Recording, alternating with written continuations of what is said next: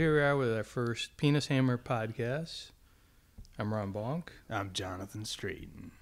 And I'm a little boy. Oh, great. Yeah. We're up to an awesome start. No. No, we're just kidding. We have to restart. So what are we going to talk about? We're going to talk, I guess, we'll do a brief origin of Penis Hammer. And then where the name comes from. Yeah. And one of the mysteries we'll get into the indie that world. And then we'll get into that later, the more detailed in the future sometime. Just slight touching on it. How are we going to slightly touch on this story? I don't know. So would we can say, I guess, a mutual person we worked on a production with. Is that fair enough to say? Sure. Yeah. So we'll call him Krusty. Krusty, okay. So one day I was on Facebook and, I was just looking at the feeds and stuff. And well, should you say this guy who worked on our production was basically kind of a dick? Yeah. To everyone on the production, including you. He's actually pretty good with me, but he was a dick to the actors. Yeah, he had a reputation on, other productions of being a dick and a diva, and he was, self-proclaimed veteran on Hollywood films and stuff. But so this is after the production and stuff, and I'd always follow up and see what he was saying and stuff because it was really entertaining. But so I noticed on his news feed that he had commented on a picture of an attractive, I guess. She an actress? No, she's an actress or a model. model, something like that. And then, so he said something, like, I'd like to... Very sexual, yeah. Yeah, it was kind of a sexual comment. It was real pervy, too. Everyone was... Something in regards to hooking up with her, or something he would do to her. I forget what that was. They kind of did like a G-rated response. Oh, you look hot. She was like in a bikini and he said something along the lines, I'd like to see what you look like underneath that, or something pervy. And he's married, and I even think his wife is on Facebook, but I don't know if she follows his comments. So, I just remarked to Ron, I think we talked right text. I was like, look how pervy he is on Facebook. Yeah. And then I guess you want to take it from there. Well, then I thought, could I pull this off? I went and created a fake email account. And he must have posted his email in the message I think he did on Facebook. He said, contact me. So I had his email address. So I created this fake email address and I emailed him as the actress. And then proceeded, like I said, we'll go into more detail later down the line once we've done a few of these, but proceeded to email him as the actress, which he completely fell for, and proceeded then to ask him for different images of himself doing different things. Actually, some of them he volunteered. Yeah. So, which eventually led to, let's just say, a picture of a penis and a hammer. But the funny thing is, I didn't know I was at work, and then you had texted me and said, "Hey, check your email." And I saw the exchange. I was like, "Oh my god, this is probably the coolest thing I've ever read." But it was a classic prank, definitely. Yeah, it was awesome. And then and the emails are just funnier and funnier as they continued. He did eventually reach a limit of what he would send, and then he wasn't going to send any unless send pictures back, so I had to come up with some. And then we can save how it all wrapped up, but the wrap up was pretty classic. Yeah, and who I said I was. I didn't say it was me. I ended up saying something in regards to it was the exact opposite of this actress / model he was pursuing, and then we just from then on we came up with this Penis Hammer Productions, and even on which we joked a lot about, and our Call of Duty tag there is Penis Hammer. Oh yeah. It's abbreviated, but yeah. So PN, what is it? PNHR? Yeah, something like that. So that's kind of the origin of Penis Hammer. The name. What could we talk about? Well, we could talk about our intentions maybe with this blog. I mean, it's kind of hard to say exactly. I keep calling it a blog, it's a podcast. What direction we're going to go in. But, I mean, we just figure we get together on the phone just about every day. You'll call me when you're on your way home from work, and we'll talk, and we'll just talk about different things going on, things I saw on Facebook, things different filmmakers are doing, people that we know. We'll recap old stories from past productions. We've just had a lot of fun sets, starting with Clay, then Miss Cannibal Holocaust, Night of Something Strange, She Kills. We've had Forest sets. We had the trip to Bare Bones. We've hung out, numerous times over the years. You worked for me for a while. So there's just a lot of stories that we recap and talk about. And we figure, well, if we're going to do this podcast, this might be an opportunity for us to talk about some of those stories, but put them out there. Maybe you guys will like them and maybe enjoy them. And sometimes it might be like recapping old stories and topics. Sometimes it might be talking about something that just came up. It could be talking about, just general production stuff, distribution. I was telling you recently about a filmmaker who contacted me who I never worked with before, who's sending me angry emails about other distributors. The one where he emailed me, he's like, "Are you a rip-off artist?" And he listed off like Trauma and Dead Alive, or do you pay upfront money? And I said, I'll have to run the text for that. I said, it depends on the movie. Sometimes they do in advance, but usually it's 50-50 deal. And he immediately is like, "You said the wrong answer, and I'm going to destroy you now." Stuff like that.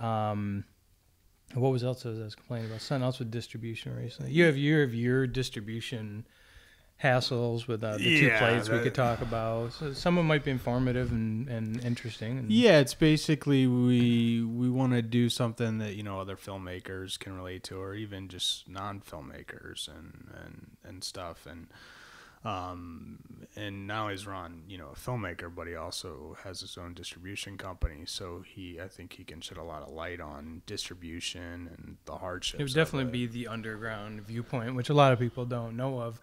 And it's very, what's the word I'm looking for a description? I'm forgetting the phrase I wanted to use, but it's very much like, feast or famine. That's what I was trying to go for. It's most of the movies are famine. They just don't sell, and they do poorly. But these are ultra underground movies, and sometimes I just distribute the movies because I like the movie or I want to help the filmmaker out.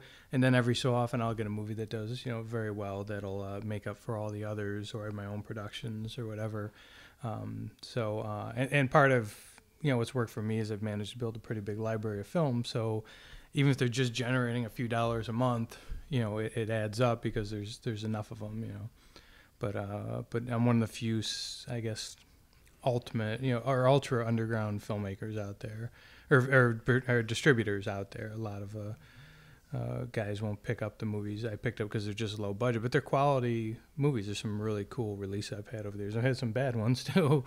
Maybe I picked them up because I thought they'd sell well, but I've had some pretty awesome, shot on video movies, starting back in the 90s when I started the company.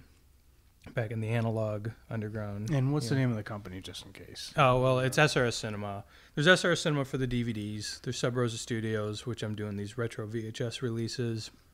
We do like big box art, and we do clamshell editions and offer bonus things like posters and mini lobby cards and stuff like that. And it's a chance to give exposure to a movie that maybe was overlooked during the shot and video days or has been lost since the shot and video days. It's also good because I'll pick up movies that say there's something wrong with them. Like we had this movie called Lethal Nightmare, and on the audio track, every few seconds there's like a dropout, and he would have to completely redub the whole movie, which the movie's actually redubbed. But it was a filmmaker named Mark Bologna. Well, he actually made it with his brother John. John has passed. I don't think he wants to redo the audio track since John is on the audio track. So it was kind of the perfect release for it because just a 50-unit VHS release, the fans of Mark and John can pick up this movie and see it and sort of complete their Polonia library. But I wouldn't put it on DVD because we'd get tons of returns on it. So the VHS under the Sub Rosa label, that works really well. And then, of course, I have the b-movie.com website, which is just general PR for underground filmmakers from conception of your project all the way through release. We'll repost the press releases, images, so and nowadays the conception, that can be starting your fundraising campaign, which is just tons of those. So we got, or those are the companies to answer your question there. Let me ask you this because, being a filmmaker myself, I had an insight once I did work for Ron back in 2008, 2009, getting into the distribution world. Like some of the emails and stuff you get from these filmmakers, they, every director's in love with their own project and thinks it's a masterpiece for the most part. and they get a distribution deal, and they think, because it's on, major outlets like, Netflix. Netflix or, Walmart, BestBuy.com, they think that, they should be making a ton of money. And then that's when they write you an angry email. They think that they're being ripped off. And it's, I'm sure it's with all distribution companies. And then when I got into the, distribution with you, I realized that it's not that. It's really hard to, even no matter how good a film is, to really get it out there to the masses. Some of it's deceiving. Yeah. Because, like, a lot of people will be like, hey, my movie's in Best Buy. And I'll be like, they'll come back and tell me, hey, I saw my movie's in Best Buy. I'll be like, really? I didn't get any Best Buy, reports for it. Where did you see it? And they'll be like, bestbuy.com. And I'd explain to them, well, bestbuy.com is run by a different company. They list every title that comes out there, but they don't necessarily stock it in the store, and they don't necessarily even pick it up for the website. I don't know if it still holds true, but I remember years ago saying to the, I think it was Ventura was running it through at that point, who was running in Best Buy, saying, it's on bestbuy.com. How come we're not getting any bestbuy.com orders off this?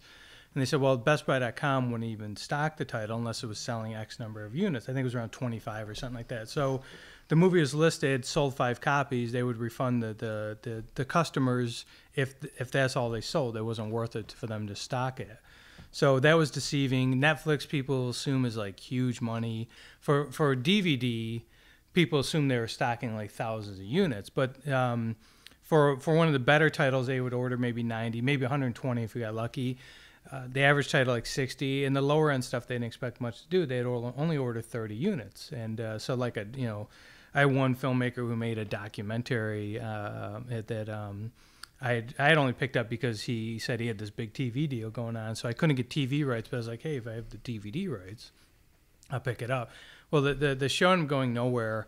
And I don't think I've ever heard anything about it ever since. But hey, we got a phone call. Yeah, 30. It also was 30 units, but to this day he believes that we sold hundreds of thousands of copies to him. So, but anyways, in regards to that,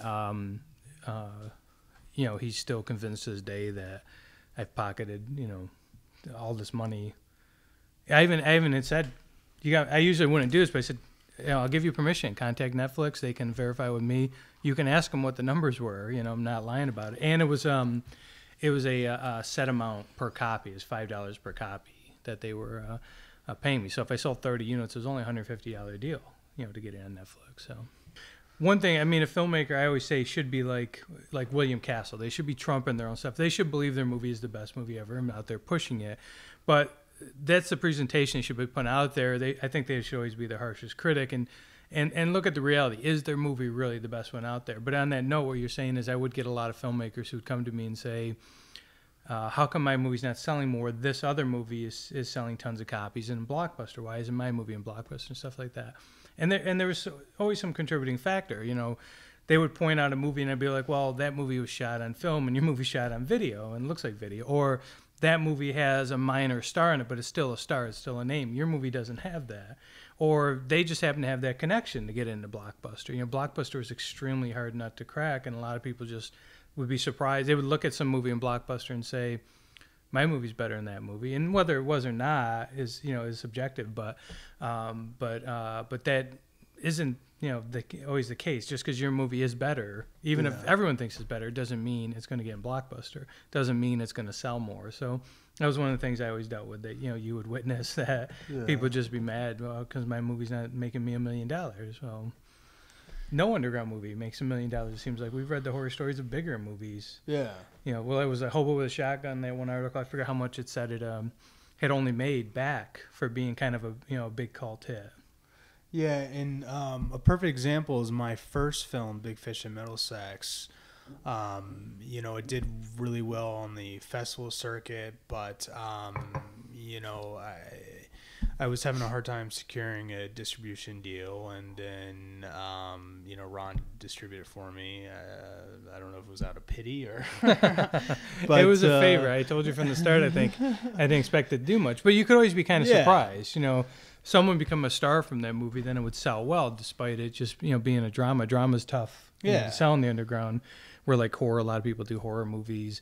Or blue collar comedies have done well from the underground, but drama and romance is it was a drama. It was about growing up in a small town, and it got great reviews and it was winning awards at film festivals. So I was like, oh yeah, and next stop Sundance, and $1 million 3-picture deal. But then I realized.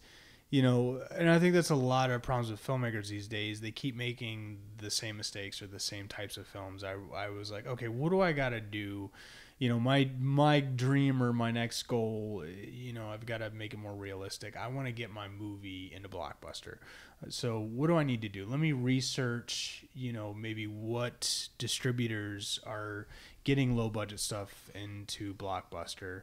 And one of them was Maverick Entertainment. So I looked at what genres they were looking for, and they were looking for, religious horror film, or religious films, horror films, and urban films, and Latino films. And then so I went and rented some at Blockbuster just to see what kind of films they were, and what the scale of the budget looked like. And I remember renting one called Black Saturday, and I was just like Ron said, I can make a movie better than that.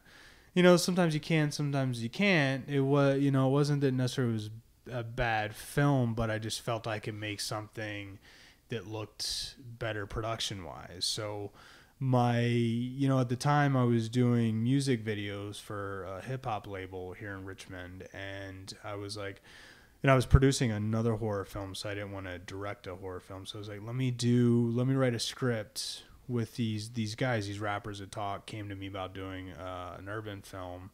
And I really wasn't interested at the time, but I was like, if this is the genre that is selling, that I have a chance of, getting into Blockbuster, or with Maverick or Lionsgate. Lionsgate was, the top of the mountain goal. But so I made the film, The Two Plates, and I made it the best I could. And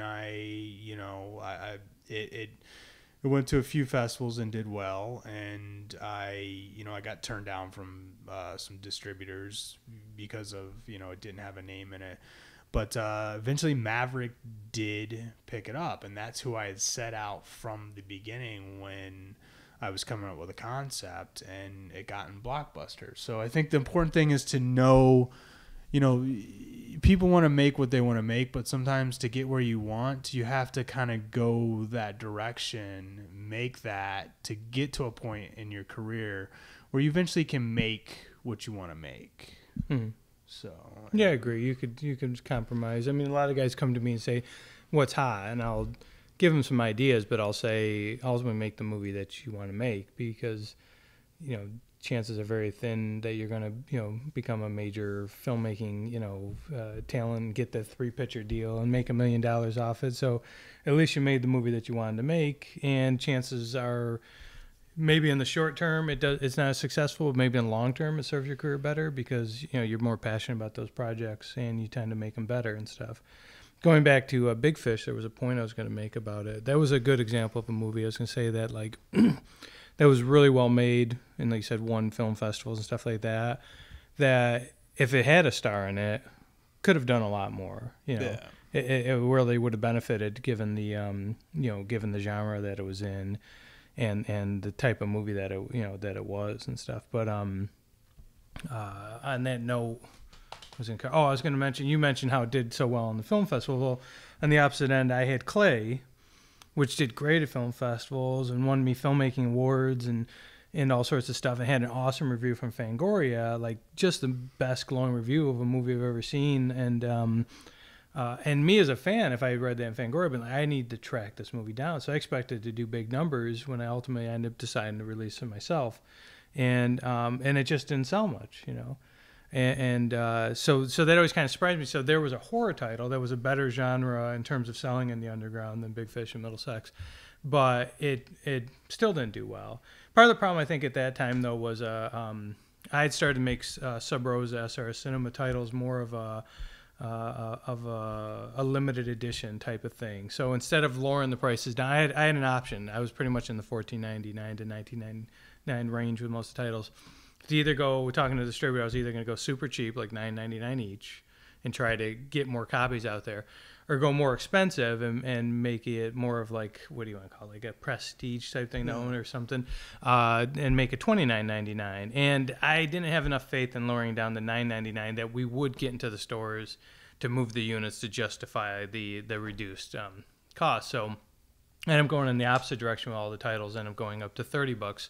I think that price point hurt the sales of Clay. Plus, in retrospect, looking back on it, Clay's pretty dark and disturbing, but I didn't put a lot of gore in it. It was more like an Alfred Hitchcock type of thriller, except darker, early Romero, but not necessarily as gory. And I look back and now and go, geez, if I'd, say made some of the killings that Clay did, like if I'd stretched him out, made him super bloody and gory, then the movie might have gotten the buzz in the underground that I thought it was gonna get among the fans. So. Yeah, go ahead. Well, I was going to say that was, and it was in Fangoria. It was in a big issue. It was the re-release or the reboot of the Friday 13th. Yeah, which did big bucks that first weekend. So yeah, it was a big full page review and everything. So yeah, I was surprised. Sometimes it's just you got everything going for you, you think, and then. I mean, ultimately, I have no regrets, just because I always tell you, I make the movies. The movies I make myself, I make what I want to make, and then the movies I pick up for distribution, I look for movies that both I like, but also I think will sell. And then sometimes, like I said, I'll pick up a movie even though I don't think it'll sell, but for whatever, like in the case of Big Fish, it was one of those situations where helping out a filmmaker whose movie I liked, but with Clay, it was a pretty specific fan base. I was really targeting people who were, say, fans of George Romero's Martin, which is more of an obscure horror film, even still to this day. The flicks that I've made before and after that were very specific. Cannibal Holocaust, I tried the route of making something that was more, I call it my sellout movie. Yeah. But I was just from the title, I was like Cannibal Holocaust. Anything something was selling well for me, like Miss 45 type movies. Cannibal Holocaust, anything with Cannibal Holocaust in the title, Cannibal or Holocaust, was selling well. And it was sort of this combination of all the titles, because my original title for it was going to be one, and so I used to joke that was my sellout movie, and I put a lot more blood and gore and action in that one, but I mean that's a story for another podcast too. I had a lot of hassles, didn't shoot the movie the way I wanted. Ultimately, I mean I'm pretty happy with it, but it's nowhere near the project I originally intended it to be. And I didn't really champion it too much, so it didn't it didn't really do as much business as I hoped. And I always consider the Two Plates my kind of sellout film. And what I was saying earlier about choosing a genre that's going to sell, it wasn't that I didn't want to make an urban film. I grew up on crime movies and stuff, so I went that direction, and I just was looking at like how can I accomplish my goals, and seeing what's out there and makes going that direction with a film. And I enjoyed making it like I do every movie, and part of it was the movie I wanted to make. It didn't necessarily turn out that way, but so I think you have a whole podcast talking about your production. I mean, you had a lot of problems getting people on set, and I mean that sort of stuff affects when you have to start cutting stuff out or cutting it down or changing your shots because people aren't showing up on set, and then you're finally getting them on set and you got reduced time with them, or you're not getting everyone together. The production horror stories. Oh yeah, no, I had to do rewrites.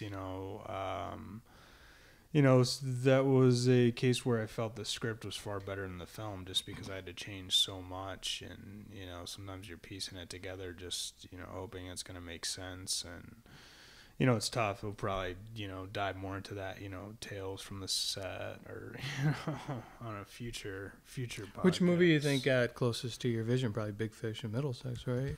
Oh, unless you want to count Nos. I would say definitely Night of Something Strange. I mean, it's not done yet, but I mean, I spent the most, you know, time on it in pre-production. You know, I story, you know, I storyboarded the whole film, did a shot list. So, yeah, very much so. And then I would say Big Fish, and then parts of Two Plates, and then, you know, but yeah, definitely Night of Something Strange is the closest to me early on. It was a Vicious Sweet. I say it was like 60% what I imagined, and then Clay was very close to what I envisioned it being in terms of, you know, the shots that I wanted to do, the acting, the overall look and tone and stuff.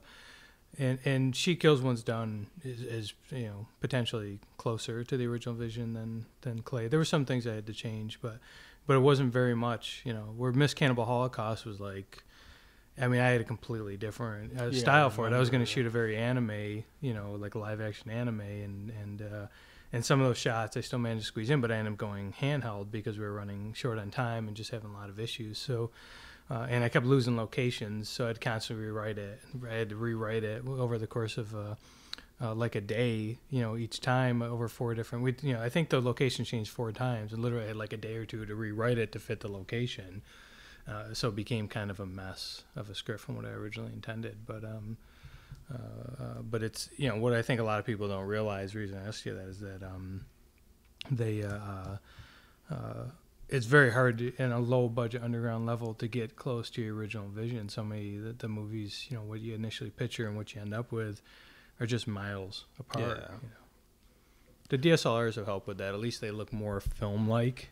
Yeah. And when I was shooting back on the analog, you never can duplicate that film, you know, that Hollywood type shot that you envisioned in your head. You're looking through the camcorder and being like, why does this look like what I picture in my head? How do I make it happen? And it just, with the lenses and the format and the 4:3 ratio, yeah, I mean, you can, work. You know, you can almost point it at anything, and that's not what we did, but it would look good. Whereas you had to do, you know, DSLRs, DSLRs and you had to do tricks. I rented, you know, adapters for my first film, Big Fish, where I, you know, so I could attach, like, you know, just like the industry lenses to it to give it that filmic look, kind of like. But you were at least shooting on the Canon, which was a high resolution camera. But going back to you had a couple camcorder movies yourself. Yeah, I did. I shot on that you never released. Yeah, I never released those. And those stuff. And I actually put them all in black and white because it did. I thought it looked more filmic, because in color for high 8, for any of those who know, I mean, it just and I would edit from VCR to VCR, the colors would start to bleed and the reds saturation. Are horrible, yeah. Reds would bleed really bad. So once black and white, it didn't look as bad. So.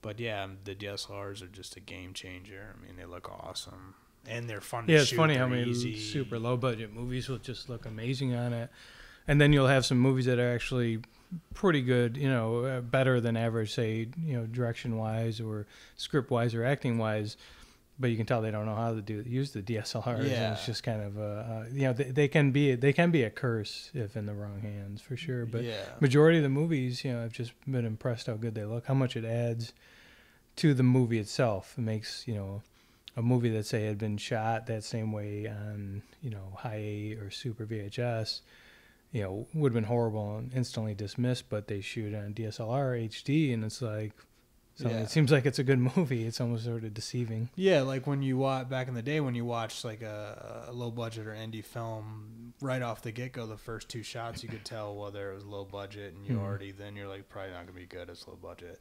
Where nowadays you're like, is this a big budget or low budget? You can't tell until it gets into the acting or story or the, you know, the then that's what separates it.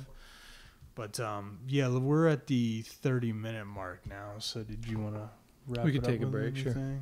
Sure. So, all right, yeah. I mean, that's the first podcast we're gonna do in 30 minutes. Maybe we'll extend them, and then I guess we're gonna do half on the YouTube channel, and then we'll do a shortened version on YouTube, and the full version, and then a link to blog link to the full version. So.